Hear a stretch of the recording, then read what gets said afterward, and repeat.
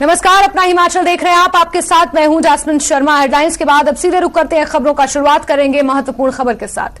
Monsoon सत्र का आज छठा दिन है। विधानसभा की कार्यवाही अभी भी जारी है। सदन में अमृत महोत्सव का मुद्दा भी गूंजा। कांग्रेस विधायक संजय रतन ने इसको लेकर सवाल पूछा। भाजपा का महोत्सव था या कुर्बानी देने वालों के लिए ये कार्यक्रम था? और इस पर भी सत्ता पक्ष और विपक्ष के बीच रार देखने को मिली। आपको बता दें, विधानसभा की कार्यवाही का छठा दिन है और अमृत महोत्सव जिस तरीके से भाजपा ने मनाया है उसको लेकर अब सवाल यहां पर खड़ा हुआ है और विधायक संजय रतन ने इसको लेकर सवाल पूछा और भाजपा पर तंज कसते हुए ये सवाल पूछा कि ये भाजपा का महोत्सव था या कुर्बानी देने वालों के लिए ये कार्यक्रम था।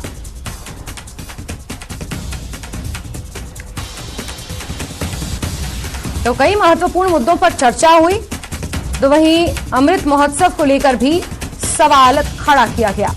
विधायक संजय रतन ने इस मुद्दे पर सवाल पूछा और ये कहा कि भाजपा का महोत्सव था या फिर देश के लिए कुर्बानी देने वालों के लिए कार्यक्रम आयोजित किए गए थे। विधानसभा की कार्यवाही अभी भी जारी है। छठे दिन की कार्यवाही आज जारी है। कई महत्वपूर्ण मुद्दों पर आज चर्चा होनी है। आउटसोर्स कर्मचारी जो चौड़ा मैदान में कई दिनों से धरने पर बैठे हुए हैं, उनके मुद्दे पर कल भी गहमा गहमी देखने को मिली और आज भी ये माना जा रहा है कि ये मुद्दा भी सदन में गूंज सकता है। इसके इतर कई सवाल जवाब हुए।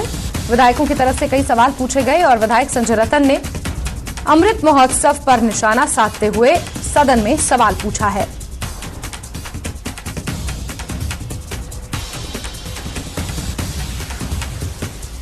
तो आपको बता दें कि हिमाचल विधानसभा के मानसून सत्र का छठा दिन है और सोमवार को इस कार्यवाही का आखिरी दिन होगा। 7 दिनों का ये महत्वपूर्ण सत्र रहा और इस महत्वपूर्ण सत्र में कई मुद्दे उठाए गए। शुरुआती दिनों में आपदा और बाढ़ को लेकर चर्चा हुई। किस तरीके से राहत बचाव कार्य हो रहे हैं उसको लेकर चर्चा हुई। सत्ता पक्ष और विपक्ष के बीच तकरार भी देखने को मिली। केंद्रीय सहायता को लेकर भी जोरों शोरों से सरकार ने विपक्ष को घेरने की कोशिश की। विपक्ष ने भी इस पर कई जवाब दिए और इस बीच आउटसोर्स कर्मचारियों का मुद्दा अहम रहा। सेब बागवानों के मुद्दे पर भी इसमें चर्चा हुई। चाहे भांग की खेती को वैध करने को लेकर बागवानी मंत्री जगत सिंह नेगी ने कई बयान दिए। कई महत्वपूर्ण मुद्दे इस बार विधानसभा के मानसून सत्र में सम्मिलित किए गए थे। कई महत्वपूर्ण मुद्दों पर जहां एक तरफ सकारात्मक चर्चा हुई तो वहीं विपक्ष का अभी तक की कार्यवाही में 3 बार वॉकआउट और 2 बार स्थगन प्रस्ताव भी देखने को मिला।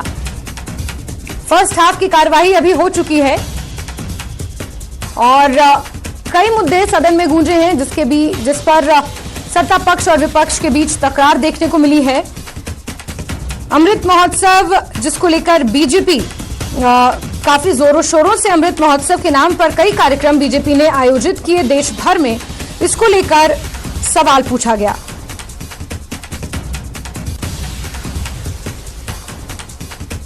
तो वहीं बाढ़ और बारिश की वजह से हिमाचल प्रदेश में जो आपदा आई है उसको लेकर विपक्ष लगातार मुखर रहा और सरकार पर समय पर राहत ना पहुंचाने के भी कई आरोप विपक्ष ने लगाए हैं।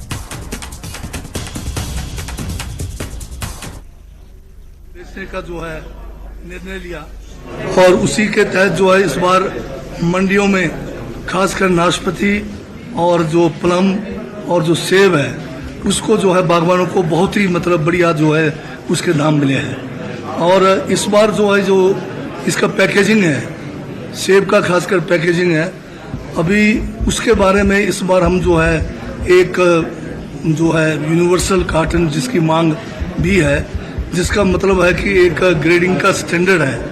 उस स्टैंडर्ड के तहत जो हम अगर पैकिंग करते हैं तो 24 किलो टोटल वेट जो है कार्टन समेत होता है और ये जो है सिंगल एक पीस का डब्बा होता है। तो इस यूनिवर्सल कार्टन या यूनिवर्सल ग्रेडिंग इसको भी जो है हम अगले साल जो है इसको सीजन में जो है सेब के लिए खासकर इसको लागू करेंगे, जो 24 किलो का फुल पेटी होगा और 12 किलो का जो है हाफ पेटी होगा। क्या माने नेगी साहब के जो कंफ्यूजन इस बार रहा वो खत्म हो जाएगा? नहीं, इस बार कोई कंफ्यूजन नहीं रहा। हमने शुरू में ही कहा कि इस बार जो है फल जो है खासकर सेब है बाय वेट बिकेगा और वो बाय वेट ही गया है। सिर्फ पैकेजिंग को जो है हमने इस बार रिलैक्स किया, क्योंकि पिछले साल लोगों के पास पुराने जो टेलीस्कोपिक कार्टन है जो डबल पीस में होता है, जिसमें आप 30-35 किलो तक भी सेब भर सकते हैं, तो उसको ध्यान में रखते हुए इस बार हमने यूनिवर्सल ग्रेडिंग और यूनिवर्सल जो पैकेजिंग है उसको हमने इंट्रोड्यूस नहीं किया था, जो अगले साल करेंगे। सर, स्टाम्प संशोधन जो आप लेकर आए उस पर बहुत ज्यादा हंगामा हो रहा है और विपक्ष हवाला दे रहा है किसानों का, और जो स्टाम्प ड्यूटी है वो 2 गुने से लेकर 10 गुना तक बढ़ाई गई है। हाँ, गुने के हिसाब से ये ठीक है कि 10 गुने तक बढ़ा है, परंतु 10 सालों में ये पहले जो 10 सालों बाद हुआ है। और आप जानते हैं कि ज्यादातर स्टैंप ड्यूटी जो है, जो कारोबारी है, जो लैंड का खरीद फरोख्त करते हैं, हिमाचल प्रदेश में ज्यादातर हमारे किसान और बागवान जो है, मध्यम जो है मार्जिनल फार्मर्स है, उनका इतना ज्यादा जो है लेन देन जो है कारोबार नहीं होता है। तो ये एक जो है सीमित लोग ही इसका जो है ज्यादातर जो है इस काम में होते हैं। आप महंगाई का बोझ डाल रहे हैं, ऐसा विपक्ष कह रहा है, और महिलाओं महंगाई का बोझ जो है 9 साल से हमारी एनडीए सरकार ने, नरेंद्र मोदी जी देश के प्रधानमंत्री जी ने डाला है। हर रोज पेट्रोल का दाम बढ़ाते बढ़ाते 100 से ऊपर डीजल और पेट्रोल को ले गए, सीमेंट को ले गए, इस तरह सरिया को ले गए। देश के अंदर एलपीजी जो 400 रुपये था किसी समय 1200 तक ले गए। तो महंगाई तो जो है केंद्र सरकार के नीतियों के कारण जो है बढ़ा है। लेकिन साहब 6 दशक लगभग जिस तरह से कहा गया है, ये अमेंडमेंट आई है, आसान शब्दों में कहें तो इसका क्या आम लोगों को फायदा होगा? क्योंकि बहुत सारे जो मामले वो लंबे सालों तक लटके रहते हैं, आप टाइम बाउंड हो जाएंगे क्या? जिस तरह से सेब का या फलों को किलो के हिसाब से लेने का निर्णय ऐतिहासिक है, ये जो लैंड जो रेवेन्यू एक्ट है इसका अमेंडमेंट भी ऐतिहासिक है। करीब जो है 69 ईयर्स के बाद इसमें संशोधन आ रहा है। अगर आप देखेंगे तो हमारे यहाँ पर डिमार्केशन के जो केस है 25,000 से ज्यादा लंबित पड़े हैं। इसी तरह से म्यूटेशन के केस जो इंतकाल जिसको कहते हैं वो भी कोई 26-27 हजार है। इसी तरह से पार्टीशन के केस हैं वो भी 27,000 के करीब पेंडिंग है। और इतने लंबे समय से पेंडिंग होने के कारण जो है इसमें संशोधन लाया गया है। इसमें हमने जो हमारे अधिकारी हैं, जो हमारे कलेक्टर्स हैं, जो इसका फैसला करते हैं, उनको हमने जो है एक समय सीमा के साथ में ये काम को फैसला करने का जो है इस अमेंडमेंट के द्वारा उनको जो है शक्तियां प्रदान की है। साथ में अगर टाइम बाउंड काम नहीं होता है तो उन अधिकारियों के ऊपर जो है उनके ऊपर प्यूनिटिव जो है एक जो चाहे उनके एसीआर में एंट्री होगी या जो भी तरीका अपनाया जाएगा, ताकि ये जो है आम आदमी को जो है तहसीलों के चक्कर लगाने ना पड़े, लोगों को न्याय मिले, इसके लिए जो है ये फैसला किया गया है। हाँ जी, लेकिन एग्जीक्यूशन नहीं होता है, किया जाएगा। हमने रेवेन्यू डिपार्टमेंट में 19 सर्विसेज जो हमारे सर्विस गारंटी एक्ट में है, सभी डिस्ट्रिक्ट कलेक्टर्स को स्ट्रिक्टली उसको फॉलो करने के लिए कहा है। और बाकी डिपार्टमेंट में भी गवर्नमेंट लेवल पर जो है इसके ऊपर गहन विचार किया जा रहा है। संजय दत्त जी, आपने सवाल उठाया आजादी का अमृत महोत्सव को लेकर, आप क्या उसमें कहना चाह रहे थे जो पूर्व सरकार के समय में जो हुआ और क्या होना चाहिए था उसका खर्च को लेकर भी आपने? मेरा जो प्रश्न था वो प्रश्न ये था कि आपने देश की आज़ादी के अमृत महोत्सव को मना रहे, लेकिन जिन लोगों की वजह से देश में आज़ादी आई उनके परिवारों को या उन जीवित स्वतंत्रता सेनानियों को जो है वो आपने आमंत्रित नहीं किया। मेरा प्रश्न जो था ये था, हम ये नहीं कह रहे थे कि देश की आज़ादी का अमृत महोत्सव ना मनाया जाए, हम ये कह रहे थे कि उनको भी बुलाना चाहिए था, उनको भी सम्मानित करना चाहिए था, ना कि ये भारतीय जनता पार्टी का कोई सम्मेलन करना चाहिए था। क्योंकि जहां पे इन्होंने ये महोत्सव मनाया वहां पर भारतीय जनता पार्टी के फ्लैग्स लगे, लेकिन ये जो है ये तो पूरे देश की जो है वो स्वतंत्रता के ऊपर जो है 75 साल जब पूरे हुए तो उसकी आज़ादी का जश्न मना रहे थे हम। मकसद क्या था इसके पीछे आपका?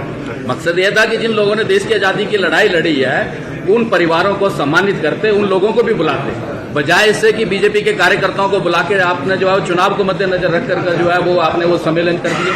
ये मकसद था हमारा।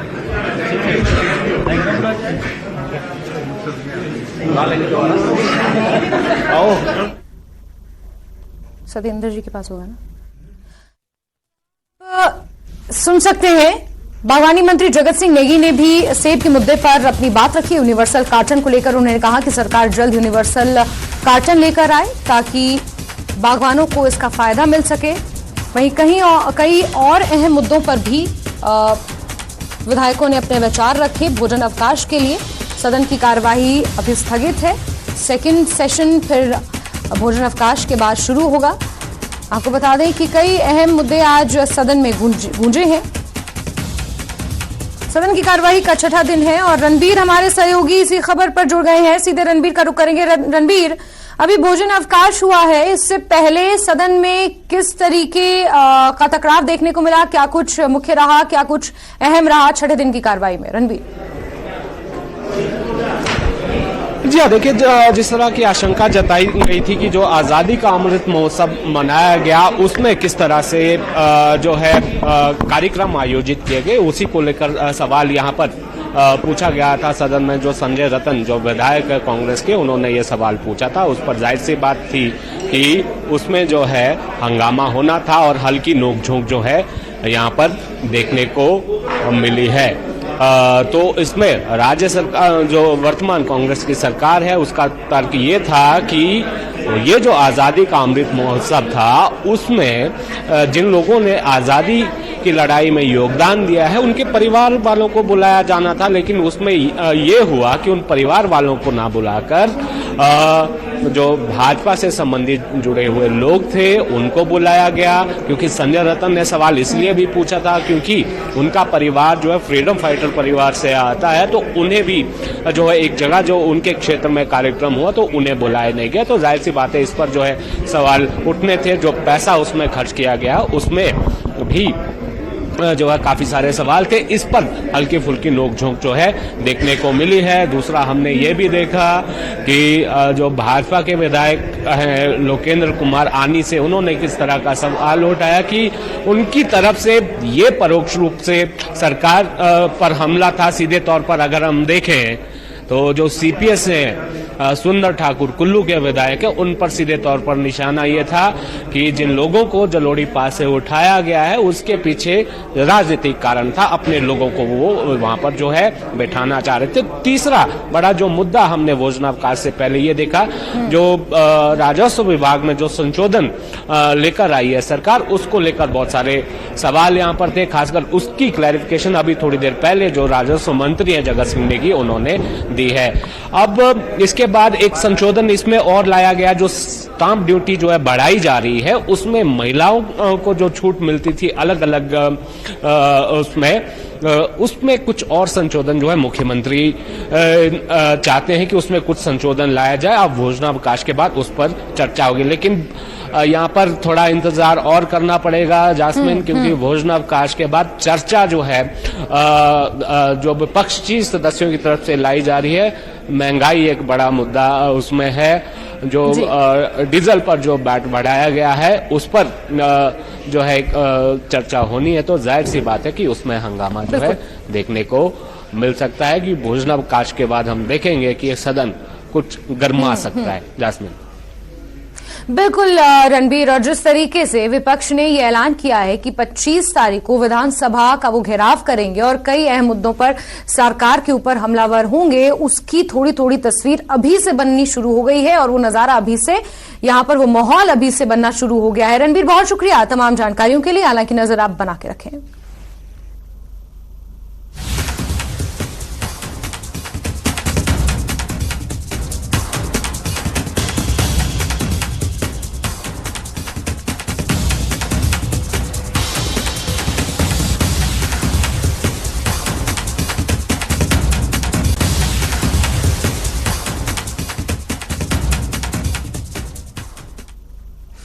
आगे बढ़ेंगे और भाजपा के 25 सितंबर को विधानसभा घेराव को लेकर कांग्रेस के प्रदेश प्रवक्ता सुदर्शन शर्मा ने नूरपुर में प्रेस कॉन्फ्रेंस की। सुदर्शन शर्मा ने विपक्ष को अपनी भूमिका निभाने में असफल करार दिया। सुदर्शन शर्मा ने कहा कि हिमाचल विधानसभा का सत्र चल रहा है लेकिन विपक्ष अपनी भूमिका निभाने में असफल रहा है, जिसका प्रमाण विपक्ष बार बार सदन से वॉकआउट करके सत्ता पक्ष का सामना करने के बजाय मुंह छिपाते सदन के बाहर मात्र अपनी नाकामियां छिपाने का प्रयास कर रहा है, जो कि प्रजातंत्र की परिभाषा के विपरीत है। हिमाचल विधानसभा का 25 सितंबर को घेराव करने की प्रक्रिया विपक्ष की सत्ता की भूख की छटपटाहट है। हिमाचल प्रदेश के जो मौजूदा हालात विपक्ष के बनने जा रहे हैं और देखने में मिले हैं कि वो सत्ता पक्ष के जितने भी उन्होंने वहां पे प्रश्न किए या उत्तर दिए, उनको सुनने की जो उनमें क्षमता नहीं है और वो बार बार बायकॉट करके सदन से बाहर जा रहे हैं। ये उनकी एक बौखलाहट और घबराहट का प्रमाण है, क्योंकि उन्होंने अपनी खामियां छुपाने के लिए ये जो अपना अख्तियार किया है रास्ता, ये बिल्कुल प्रजातंत्र के विपरीत जाता है। प्रजातंत्र की जो परिभाषा है उसमें सामना करना पड़ता है, लेकिन जो विपक्ष है उनके पास इतनी हिम्मत नहीं है कि वो सत्ता पक्ष का सामना करें। नूरपुर ब्लॉक के राजकीय वरिष्ठ माध्यमिक विद्यालय जसूर में नशे के खिलाफ अभियान के तहत कार्यक्रम का आयोजन किया गया, जिसमें नूरपुर एसडीएम गुरसिमर सिंह ने मुख्य अतिथि के रूप में शिरकत की। एसडीएम नूरपुर ने बच्चों से संवाद करके नशे के खिलाफ जागरूक किया तथा प्रश्नावली के माध्यम से बच्चों की राय भी जानी।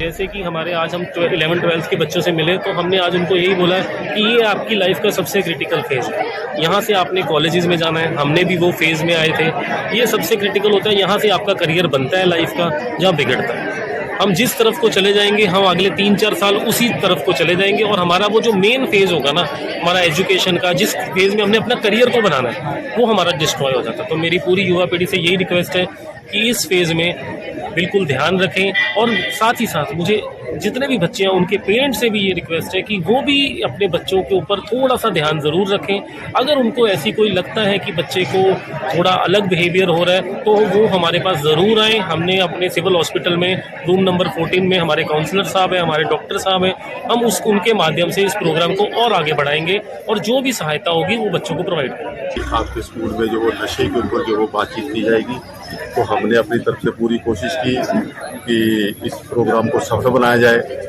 कुछ बच्चों ने हमारे जो है वो नशे के ऊपर और स्वच्छता के ऊपर जो वो स्पीच का भी आयोजन किया गया था, उससे जो है वो बच्चों को बताया गया। और बाकी तो आप ये देख ही रहे हैं कि ये प्रोग्राम जो वो सफलता की ओर जो आगे बढ़ रहा है। हमारी भी कोशिश रही कि हम जन्माष्टमी से राधा अष्टमी तक चलने वाली मणिमहेश यात्रा का आज शाही इस यात्रा में अब तक करीब 1 लाख लोगों ने पवित्र डल झील में आस्था की डुबकी लगाई है। आज मणिमहेश यात्रा का अंतिम दिन है। चंबा जिले में यात्रा का इतिहास काफी पुराना है।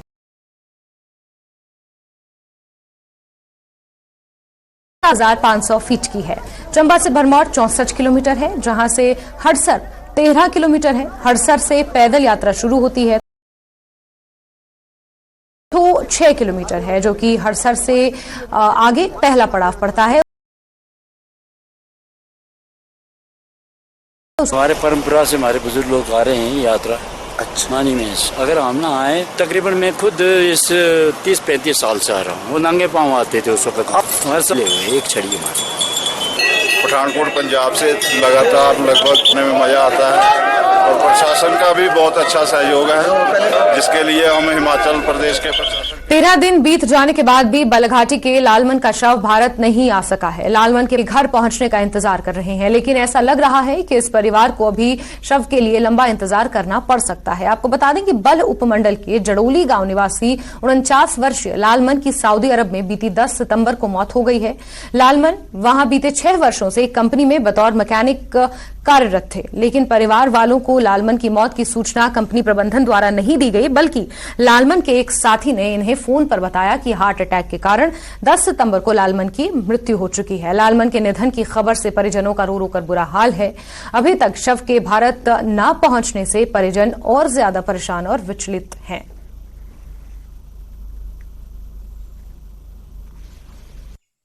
मेरे पिताजी की डेथ 10/9/2023 को हुई थी। वहाँ पे उनके साथी ने मुझे फ़ोन करके बताया कि ऐसे सब हो गया है। तो अब हम डीसी के पास भी गए थे, एप्लीकेशन वगैरह लिखाई दी गई थी, पर अभी उसका कोई हमें जवाब नहीं मिला है। तो मेरा सरकार से यह निवेदन है कि मेरे पिताजी की जो पार्थिव शरीर है वो जल्द से जल्द भारत लेकर आए और हम उनका अंतिम संस्कार कर सकें। 6 सालों से सऊदी अरब में काम कर रहे थे। 10 सितंबर को उनकी मृत्यु की खबर आई, वहाँ से किसी सहयोगी ने दी उनके कि ऐसा ऐसा हो गया है, वो अब नहीं रहे हैं। उसके बाद हमने एसडीएम साहिबा के पास भी गए, उनके पास अपनी शिकायत दर्ज की कि ऐसा ऐसा है, उनके पार्थिव शरीर को यहाँ लाने में हमारी मदद की जाए। उसके बाद हम डीसी के पास गए, उन्होंने फॉरवर्ड किया उसको। डीसी ने भी तब गए थे, हम 12-13 तारीख को गए थे, लेकिन उसके बाद हम गए फिर 19 तारीख को उसका रेफरेंस जानने के लिए, लेकिन वो लेटर भी उधर ही पड़ा था, उन्होंने कोई कार्रवाई नहीं की उस पर। चलिए आगे बढ़ेंगे और भारतीय जनता पार्टी के ऊना जिला कार्यालय में शुक्रवार को मतदाता चेतना प्रशिक्षण अभियान का शुभारंभ करते हुए वरिष्ठ कार्यकर्ताओं को प्रशिक्षित करने के लिए कार्यशाला का आयोजन किया गया। वर्ष 2024 में होने वाले लोकसभा चुनाव की तैयारी के तहत ही भाजपा द्वारा प्रत्येक पोलिंग बूथ पर नए मतदाताओं के नाम सूचियों में शामिल करवाने के साथ साथ उन्हें पार्टी के साथ जोड़ने का अभियान शुरू किया गया है। इसके साथ ही 5 मंडलों में संयोजकों की नियुक्ति करते हुए भाजपा ने पोलिंग बूथ सशक्तिकरण के तहत भी काम शुरू कर दिया है।